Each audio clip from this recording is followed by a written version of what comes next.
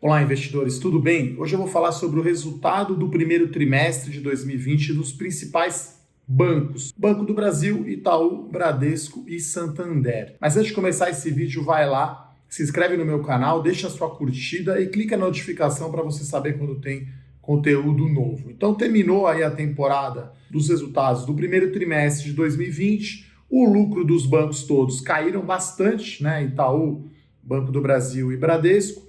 Mas as ações subiram, né? Então o que aconteceu? Os bancos fizeram grandes provisões complementares, né, para perdas de crédito, né? Então nesse vídeo eu vou explicar o que é isso, né? O que são essas tais provisões e qual que é a minha visão aí sobre o setor dos grandes bancos, né? Estou falando aqui dos 4 grandes bancos, né? Itaú, Banco do Brasil, Bradesco e Santander. Então, eu vou começar explicando o que é a provisão, né?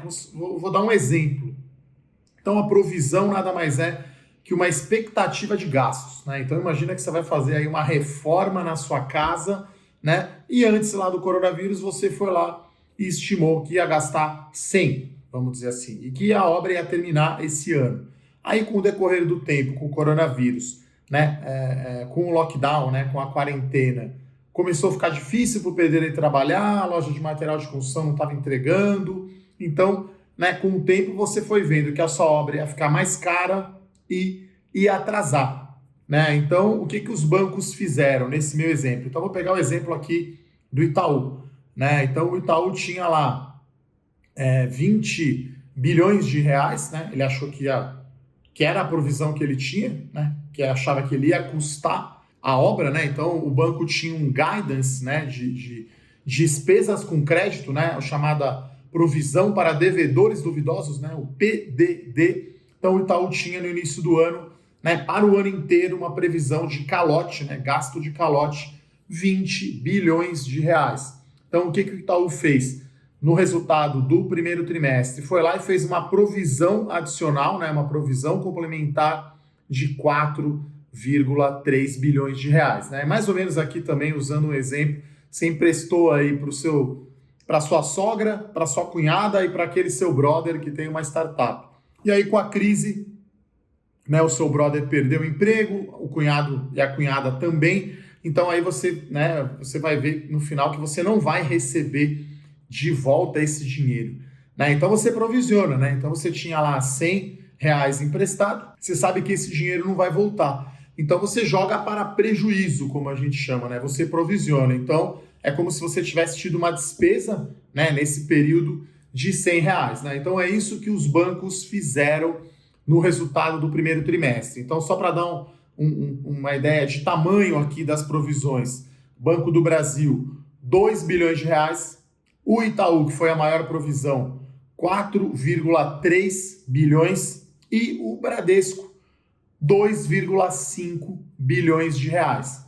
Tá? Então, o Santander não fez provisão nenhuma. Então, o que aconteceu com o resultado dos bancos? Né? Como a provisão foi muito grande, o lucro caiu. Né? Então, o lucro do Banco do Brasil, 3,4 bilhões de reais, uma queda de 20%.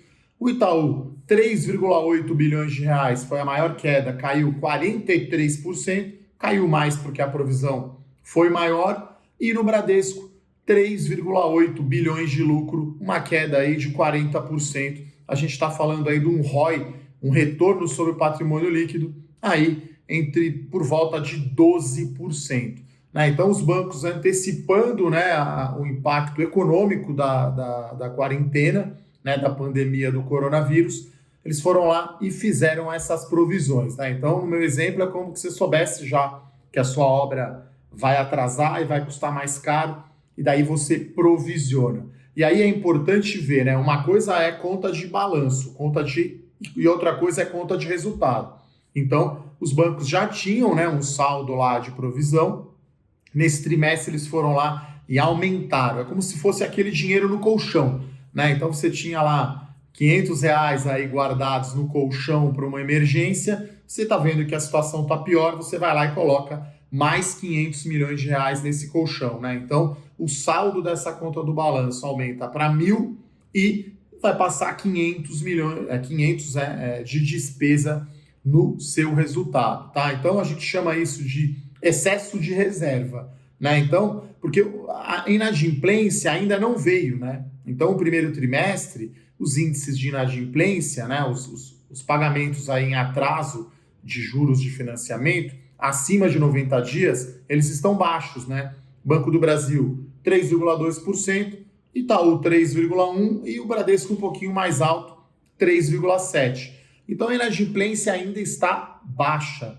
E o chamado índice de cobertura, né, ou seja, justamente o tamanho desse saldo, dessa reserva em relação à carteira de crédito, né? Porque o principal negócio aí do banco é emprestar dinheiro, né? E aí, quando você empresta dinheiro, corre o risco de você ou não receber, né, ou não receber no prazo. Então, os bancos ficam ali provisionando, né? Então, o Itaú é o que tem a melhor provisão, chamado excesso de reserva, tá? Então, o Itaú tem 14,5 bilhões de reais e ele tem um índice de cobertura 239%. Então, é o banco que está melhor aí para enfrentar, né, que tem mais provisões.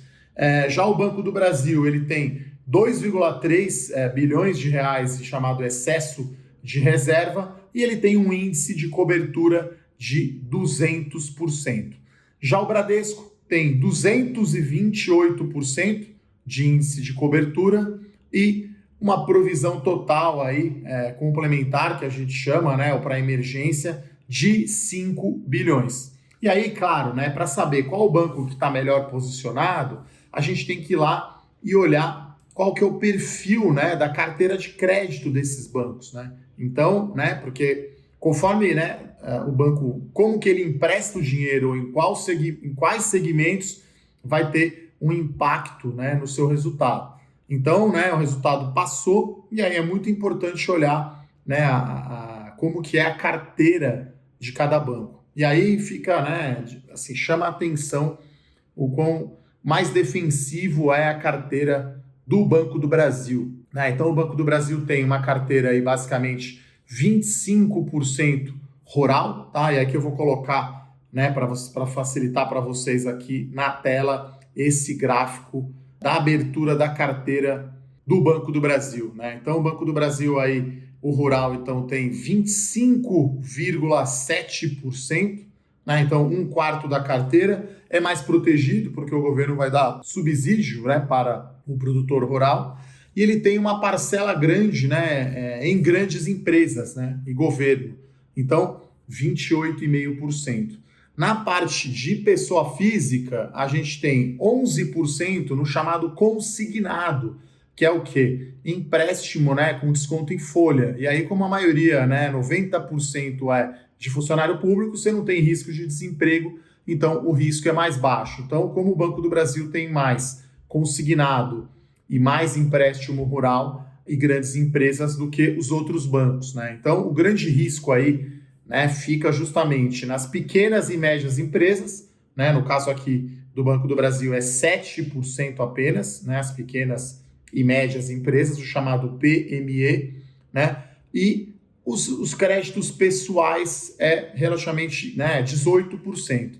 Aí a gente está falando basicamente de cartão de crédito e empréstimos pessoais, né? Então, acho que o Banco do Brasil e o Itaú estão muito bem provisionados, né, como a gente chama. Então, ao contrário do Santander, na minha opinião, que errou, né, não fez provisão nenhuma adicional nesse trimestre.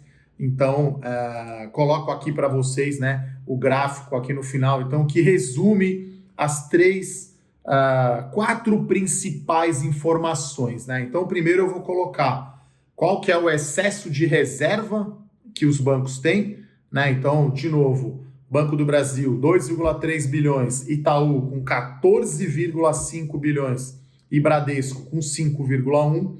Depois eu mostro o total, né, do saldo de provisões que os bancos têm. Então, o Banco do Brasil tem 42 bilhões, Itaú 47 e Bradesco 40. Eu mostro aqui o índice de inadimplência que ainda não aumentou, né? Ele está pouca coisa acima do 3%.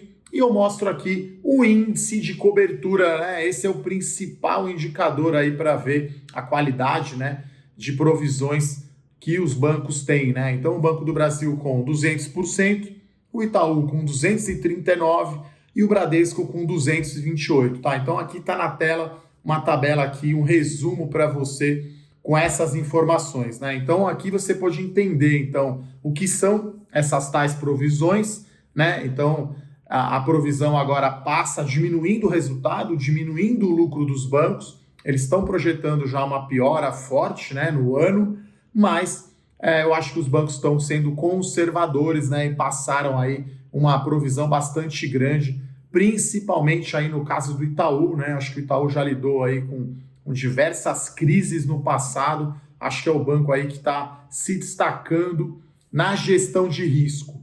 E no caso do Banco do Brasil, que aí é uma, né, vocês sabem que é a minha ação preferida aí no setor de bancos, né, inclusive uma recomendação aberta aí da minha carteira, as melhores ações lá da Levante. Então, até assim, reitero a compra aí das ações do Banco do Brasil, né? A gente está falando de uma ação que negocia 0,67 no múltiplo preço sobre valor patrimonial da ação, né? Está negociando aí, dependendo da queda, né, do lucro desse ano, perto aí de 4 vezes lucro. Como eu falei, ele tem uma carteira de crédito menos arriscada, né? Vai sofrer menos que todos os bancos nessa crise e ainda vai te pagar um dividendo aí de pelo menos 5% ao ano. Então, o Banco do Brasil aí é a minha ação favorita.